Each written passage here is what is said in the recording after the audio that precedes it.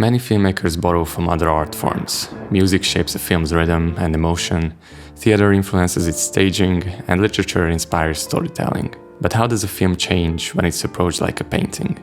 Most people recognize the visual quirks of directors like Wes Anderson and David Lynch. Anderson with his pastel symmetry and his whimsical worlds, and Lynch with his unsettling, surreal visions. But there's one filmmaker whose work blends these qualities in a way you might not expect. One who approaches every scene with a painter's eye. Literally. Imagine the vibrant symmetry of Wes Anderson, but darker, and the eerie ambiguity of David Lynch, but more theatrical. Now add something raw, British, filled with irony and humor, and obsessed with sex and death. You're getting close to the work of Peter Greenaway, a director who approaches cinema like a painter, more fascinated with the image on screen than the story itself. If we look back at cinema's history, with all its changing technology and many movements, it feels like it's been around for a long time. But compared to other art forms like painting, cinema is like a baby who only started to walk. At least this is how Greenaway feels about it. Simple longevity is not obviously an excuse to put one above the other, but my God, there is a way in which, the business of painting does seem to me to be very, very profound in the human condition. In a world of mainstream movies where everything serves the story, Greenaway brings something different. A moving art gallery where every frame is meticulously crafted, every color loaded with meaning. No better way to approach his style and provocative nature than his 1989 masterpiece, The Cook, the Thief, His Wife and Her Lover, a visual feast that draws us into a world of lust, violence and artifice. Greenaway uses the frame as a traditional artist. He extends the cinematic form by adding text elements, high contrast lighting, elaborate set and costume designs, and most importantly for a painter, intense colors. From the very beginning, Greenaway envisioned a set where every space would be dominated by its own distinct color. A visual system that extends even to the characters' clothing, which changes color as they move between these spaces. This is also revealed in the script, where he points out in advance his visual ideas very clearly. And Peter then said to Sacha, and I want the lighting to change in every room and all the costumes will change as well. And he scribbled that on a napkin, and that was how the film kind of started. Going from inside to outside, white represents the lavatory, symbolizing peace and cleanliness. This is the harmonious space where the lovers meet for the first time, and the only time this peace is disturbed is when Spica, the thief, invades this sanctuary. His intrusion is symbolized by the red spilling in from the door he leaves open, contaminating the harmony. This deep red dominates much of the film, as it is the color of the dining hall. It embodies Spica's insatiable hunger, the rawness of blood and meat, but also the other side of the story, the passion between the lovers. When Georgina, Spica's wife, leaves the tranquility of the lavatory, she steps into the red of affection and excitement. And as the film progresses and Spica's anger, along with the pressure, rises, we can see more and more red in the diner until the whole space is filled with bright red lights in the finale. Green defines the kitchen, a space filled with nature, life, and warmth. Here, the cook reigns as a protector, shielding his staff, his friend Georgina, and even exerting control over Spica. Finally, blue defines the back alley behind the restaurant, a dark, grim space where the gangsters conduct their dirty work. Here, food is left to rot, dogs pick meat from bones, and beatings take place. In this space, Spica reveals his true nature, stripped of the pseudo-intellectual and high-status facade he performs within the restaurant. You look like a tarty black. It's not black, it's blue. It's black. When it comes to black, the film introduces more subtle uses of color. There's a key conversation between the cook and Georgina about black food and its symbolic connection to death. I charge a lot for anything black. Eating black food is like consuming death. Fittingly, after wearing his white chef uniform throughout the film, the cook reappears in the finale dressed in a black suit. This transformation visually reflects his shift from a figure of purity and creation to an accomplice in revenge as he serves death itself at Spica's Last Supper. Additionally, black and white are used to create stark separations within the frame, emphasizing the dramatic, baroque visual style that defines the film. Greenaway is not only a fan of history and art, but he particularly likes the work of Dutch Baroque painters such as Rembrandt, Vermeer, and Frans Hals. These paintings serve as a basis for the dining scenes, and we can even see Hal's tableau painting in the background throughout most of the film. Greenaway's attention to color is seen throughout all of his films. In The Draftsman's Contract, lush greens dominate the palette, while A Z and Two Knots feature striking blues and pale pinks. Similarly, Drowning by Numbers uses bold reds and yellows. Often these colors hold explicit narrative significance, with characters referencing them directly. The Great Death Game is therefore a contest between red paint days and yellow paint days. But putting down colors wouldn't create an image in itself. Nowadays, Wes Anderson is the filmmaker often linked to symmetry, but Greenaway's love for symmetry is just as significant. Like his use of color, his compositions are consistent and easy to recognize across his films.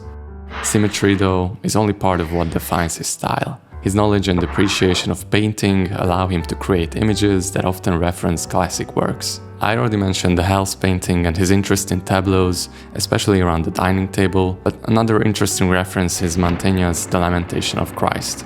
This unique foreshortened perspective shows up in several of his films, and even at the climax of The Cook, the Thief, his wife and her lover. While Greenaway's camera is often static, he uses lateral tracking shots sometimes, especially in this film. These shots make the transition between sets stand out even more, highlighting the idea of costumes changing colors as characters move through different spaces. This is also thanks to his longtime collaboration with cinematographer Sacha Vierny. If you're not familiar with him, he was responsible for some of the key films of the French New Wave, such as Alain René's Last Year at Marienbad from 1961. Greenaway's painterly visions aligned perfectly with Vierny's avant-garde style, and they made several films together, starting with A Z and Two Knots in 1985. There are recurring elements in Greenaway's shots, such as falling feathers or paper, water, birds and other dead animals, flowers, insects, and nudes. He approaches these as an artist, focusing not on shock value, but the subject itself. When he shows a decaying corpse, it becomes an exploration of anatomy and aesthetics. The same goes for nudity, which is a consistent feature of his work.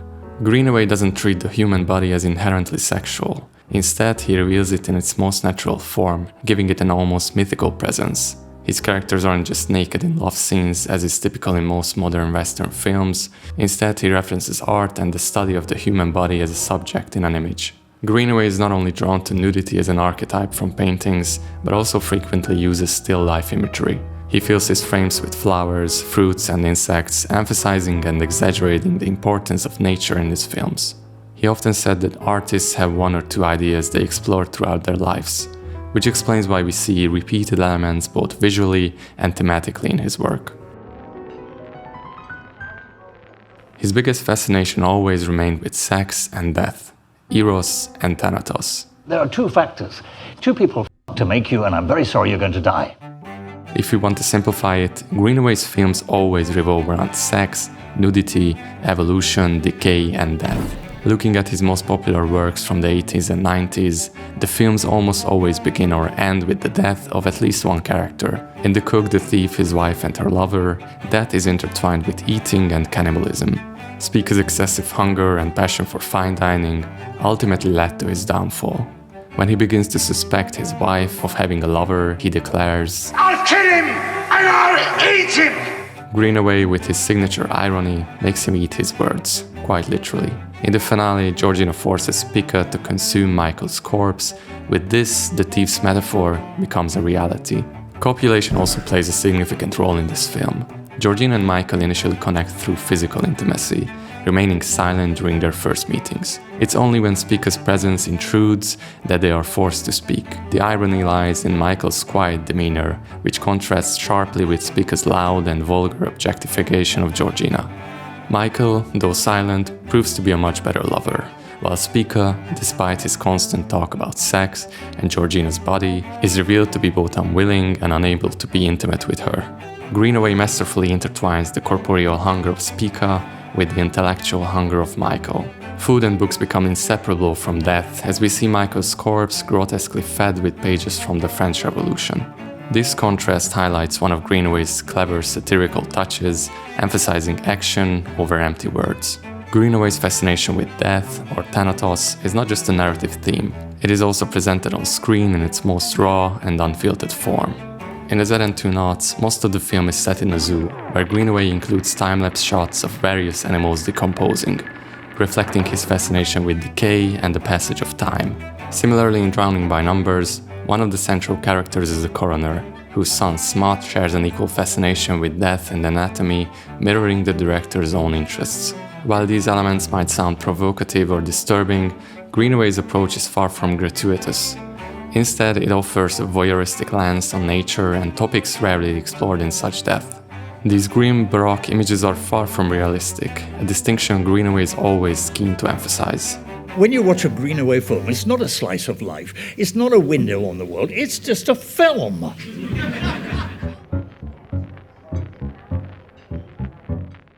As I mentioned earlier, postmodern films often mix genres and time periods. For instance, think of David Lynch's Blue Velvet, which combines aesthetics from America's 1950s golden age with the 1980s, creating a layered, timeless quality. And The Cook, the thief, his wife and her lover exemplifies this approach. The characters wear clothing that combines 17th century styles such as extravagant boots, sashes and cravats, once worn by European aristocrats, with modern suits and dresses. Yet, in the same world, we see contemporary cars and guns. This creates a multi-historical setting, making the film's time and location deliberately ambiguous. Greenaway wants viewers to remain fully aware that they are watching a film. He encourages them to engage analytically with his images, much like examining art in a gallery. This approach explains his deliberate rejection of traditional narrative structures, which mainstream cinema heavily relies on. As he said in a BFI Q&A, I think, we've ended up with a cinema of writers, and we should have ended up with a cinema of painters. The film begins and ends with curtains, reinforcing its theatricality and inviting the audience to focus on the screen's visual and symbolic elements. Greenaway himself explained, "I believe that cinema is at its most successful when it acknowledges its own artificiality." And he means that. That's why we can see montage elements that are outside of the norm, such as cuts from drawings, juxtaposed with their live-action counterparts in The Draftsman's Contract, and in Drowning by Numbers, he includes numbers ascending from 1 to 100 on screen. These numbers, sometimes cleverly hidden, invite the audience to play along, making the viewing experience interactive and playful. This playful nature permeates all his films. An important thing we have yet to talk about is the sound. Certainly, if Greenaway explores cinema as a sequence of significant and satisfactory images, he can't just ignore sound. I was always disappointed the paintings did not have soundtracks. So maybe what I make is not cinema, but paintings with soundtracks. In fact, he even mentions movies always included sounds. Even the Lumiere brothers had live music when showing their films. And just as Sacha Vierny was an important collaborator for his visuals, Michael Nyman's music became synonymous with his films. While mainstream cinema used music to emphasize what's already there and strengthen the mood or just serve as decoration, Nyman's soundtracks were developed alongside the visuals, deeply influencing the final product. Recurring musical themes connected to specific characters or scenes also heightened the film's deliberate artificiality. As he said, the last noisy 15 minutes of The Cook seemed to move seriously towards the condition of opera. And as this cinematic opera reaches its climax, the curtains fall once more. If there was a question of taking away painting from my life and taking away cinema, I would let cinema go first. Whether you like his body of work or find it difficult to digest, Greenaway's films are undeniably a fascinating collection. He's one of the few directors who challenge the norm and give us a different take on the established form of cinema. Godard always famously said, okay, we play the game, we play this stupid game. We write a script and we take it to a film producer and we trick the film producer into agreeing to the money. Then you put the check in your pocket and then throw the script away and go make a film. While his narrative structures often lack a clear resolution, perhaps the purpose of cinema isn't always to provide answers. Instead, his films ensure we never stop asking questions. Greenaway's films are essentially part of the same palette. His brushstrokes always carry the same colors. Colors of sex, death, love and hatred. He invites us to confront raw and unsettling imagery, all with a touch of irony and humor. But it's ultimately about us and the human condition. And if all he does is remind us that films should be viewed as works of art, then that alone is more than enough. What matters most is not what I think, but how you deal with the questions that linger after the curtains fall. You know, filmmakers never die, they just fade away.